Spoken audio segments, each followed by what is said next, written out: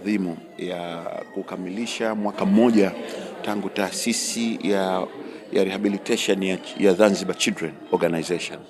Kwa kweli nimeguswa na nilichokiona hapa. Nimeona watoto ambao wana mahitaji maalum, watoto ambao wamezaliwa na baadhi ya changamoto hasa za makuzi katika kifizikali na kineurologically. Sasa kikubwa hapa tulizungumza mambo chungu mzima, na moja katika hizo ni kuonesha fursa ambazo tayari serikali imetengeneza kwa watoto na akina mama wenye watoto hawa kuweza kuzitumia. Tukisema namba, tunataka watu waje zao.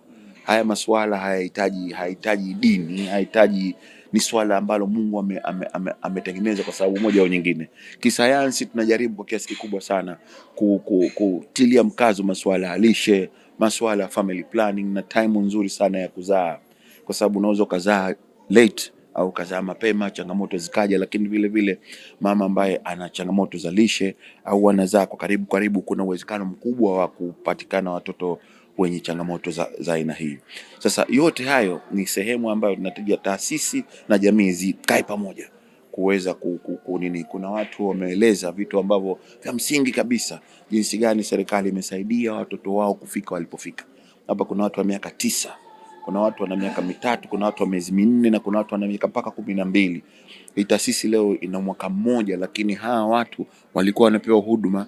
Wameanza na watu nafikiri 8 alivyowataja wale, lakini sasa hivi wako 101.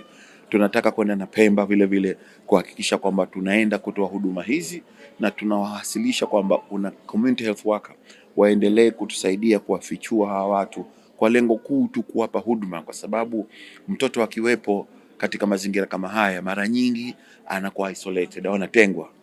Na sasa ukimtenga, serikali haiwezi kumuona. Lakini sasa tukimgundua mtoto yupo, tunatengeneza mazingira, tunamfikishia huduma za umuhimu ambazo wazitake. Na mama vile vile kuna uwezekano wa kuweza kupata msaada zaidi ya vitu vya kawaida. Sasa tunataka kuiboresha hii taasisi, lakini vile vile tunataka kuhakikisha kwamba tunazungumza na wadau tofauti kuhakikisha kwamba wanaisupport nguvu za serikali, kuwapa hawa vijana nafasi kamilifu ya kuweza kufikia ndoto zao. Hakuna hata mmoja anozaliwa bila ya kuwa na ndoto. Ulemavu ni sehemu ya kawaida katika maisha. Tunaona wenzetu kwenye upande wa pili wa dunia, walemavu tu wanafanya shughuli kubwa. Kuna Paralympic, kuna vitu chungu mzima unaweza kuparticipate ukawa na wewe una uwezo wa kuchangia, na kwa kweli wanatengeneza mpaka ajira. Na sisi Zanzibar tuwe wigo. Cha umuhimu ni kwamba tushawajua na at least wingi wao tuko nao. Sasa tujipange nini tunataka kuwafanyia, tuwe wabunifu kutoka kwenye zile myths zetu za kizamani kufikia kwenye malengo makuu. Watoto hawa tumepropose labda tuwapatie hydrotherapy, ni swimming pool kidogo tu ambacho kitakuwa mtoto akifika pale anaona anacheza, lakini actually anajiongeza, anapata nguvu za misuli za miguu, na eventually anaweza akajiweza mwenyewe akafanya shughuli zake. Mimi naitwa Farad Ladad Mohamed, ni mwenyekiti wa NGO ya Zanzibar Children Rehabilitation Organization. Katika jumuiya hii tulianza sasa hivi ni mwaka mmoja. Tulianza na kama wazazi 30 tu, lakini sasa hivi tuna wazazi 101. Kwa hiyo wito wangu kwa wazazi ni kwamba waendelee kutuletea watoto katika jumuiya yetu. Wazazi wasiwafiche watoto wenye mahitaji maalum au watoto wenye ulemavu, na kuweka nadharia nyingine labda za kishirikina na masuala mengine. Haya ni matatizo kama matatizo ya kawaida, ni watoto wanapata, ni matatizo ambayo yanatibika, na watoto wanaweza kuwa sawa kwa kupitia mazoezi tiba, tunasema masuala ya physiotherapy sessions. Katika kituo chetu watoto wetu hawa tunasaidia kwenye masuala ya matibabu tiba ambayo ni ya mazoezi. Mara nyingi tunakuwa na physiotherapy sessions zile kwa wazazi ambao watoto wanakuwa wanafanyishwa mazoezi pale, na pia kutoa ushauri na saha kwa mama wa jinsi gani waweze kuishi na watoto wao na kuweza kukubali zile hali za watoto wao. Na pia tunatoa matibabu ya lishe kwa watoto ambao wenye utapiamlo, kwa watoto wetu ambao wenye utapiamlo. Na pale pia tunachoendelea kufanya kama jumuiya ni kuwatoa wazazi. Tuna wataalamu ambao wanajitolea na tunawashukuru sana, naomba wapigwe makofi kwa moyo wao. Wameamua kujitolea kuwasaidia watoto hawa na wapo na sisi, ingawa bado kuna uhaba kwa sababu tunawahitaji zaidi, na kila siku zikienda tunapata watoto zaidi. Chengine ni kukosekana kwa vitimwendo.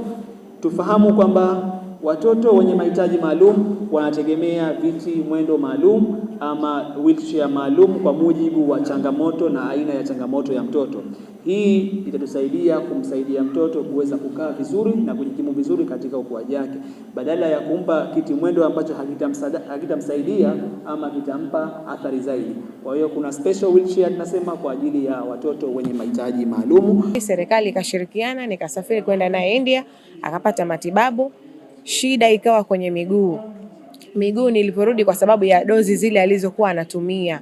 Dozi zake zilikuwa ni kali, za wale watu wenye kansa, kwa sababu uvimbe ilitolewa lakini haikutoka yote, ilitolewa nusu.